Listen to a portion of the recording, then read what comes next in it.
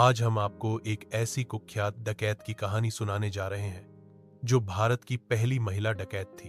एक ऐसी औरत जिसने समाज के अत्याचार और जमींदारों के जुल्म को देखकर बंदूक उठा ली, जिसका नाम सुनते ही अंग्रेज अफसर और दबंग ठाकुर तक कांप उठते थे। गरीबों के लिए वह रानी थी तो अमीरों के लिए कहर। यह है बुंदेलखंड की मशहूर डकैत पुतली बाई की कहानी। बुंदेलखंड की तपती धरती, धूल से उड़ते खेत और गरीबी से जूझते लोग। यह वह समय था जब गांव का हर गरीब किसान जमींदारों और महाजनों की दबंगई का शिकार था। इन्हीं हालातों में जन्मी थी पुतली, एक साधारण किसान परिवार की बेटी। बचपन से ही उसने देखा कि पिता की मेहनत का अनाज ठाकुर और महाजन जबरन छीन ले जाते। उसका मन अंदर से बगावत करता। वह लड़की थी, लेकिन दिल में आग और आंखों में विद्रोह। गांव वाले अक्सर कहते, यह लड़की साधारण नहीं है, इसमें बागी बनने की ताकत है। समय बीता, पुतली जवान हुई। चेहरा मासूम, लेकिन नजरें तेज और आत्मा अडिग। तभी गांव के ठाकुरों ने उनके परिवार की जमीन हड़प ली।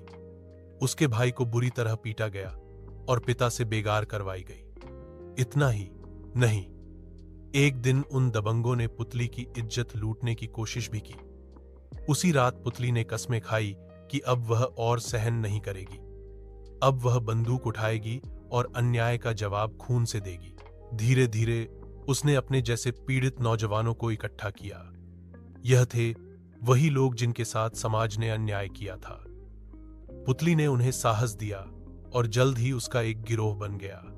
पहली बार उन्होंने ठाकुर के घर डकैती डाली, लेकिन यह डकैती गरीबों को नुकसान पहुंचाने के लिए नहीं थी।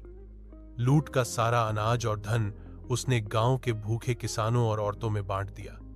तभी से गांव के लोग उसे डाकू नहीं, बल्कि गरीबों की रानी मानने लगे। पुतली का नाम बुंदेलखंड के हर कोने में गूंजने लगा। औरतें उसे देवी मानकर पूजा करती, किसान उसे अपनी रक्षक कहते। उसका नियम साफ था, गरीबों को कभी नुकसान नहीं पहुंचना चाहिए, सिर्फ जालिमों और अत्याचारियों को सजा मिलेगी। कभी रात को अचानक गांव में प्रकट होकर वह भूखों को अनाज बांट जाती और फिर पहाड़ियों की ओर लौट जाती। धीरे धीरे उसका गिरोह इतना ताकतवर हो गया कि अंग्रेज अफसर भी उससे डरने लगे। पुलिस ने उसके सिर पर इनाम रखा। कई बार उसे पकड़ने की कोशिश हुई, लेकिन हर बार पुतली ने अपने साहस और चतुराई से पुलिस को मात दी। एक बार पहाड़ियों में घेराबंदी की गई, लेकिन उसने अपने साथियों से कहा, डरना मत, अगर मरना भी पड़े तो डाकुओं की तरह लड़कर मरना।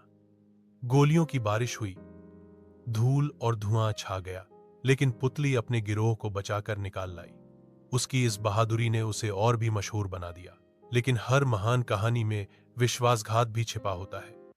पुतली के ही एक साथी ने पैसे और इनाम के लालच में पुलिस को खबर दे दी।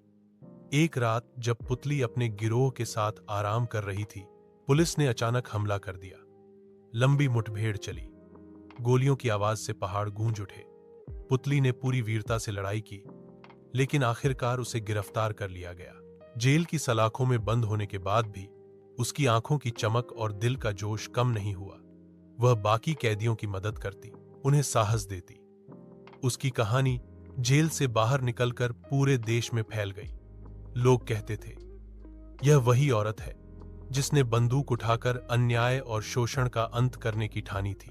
उसने अपने जीवन के आखिरी दिन जेल में बिताए, लेकिन बुंदेलखंड की धरती आज भी उसके नाम से गूंजती है। गांवों में औरतें गीत गाती हैं, पुतली आई रे, जुल्म मिटाई रे।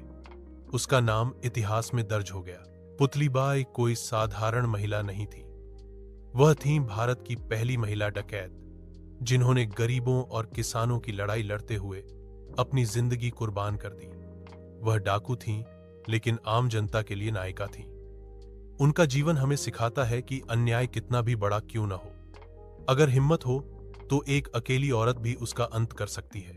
अगर आपको हमारी यह स्टोरी अच्छी लगी हो तो चैनल को सब्सक्राइब जरूर करें और हमें सपोर्ट करें। क्या आप अगली बार किसी और महिला डकैत की कहानी सुनना चाहते हैं तो हमें कमेंट में जरूर बताइए।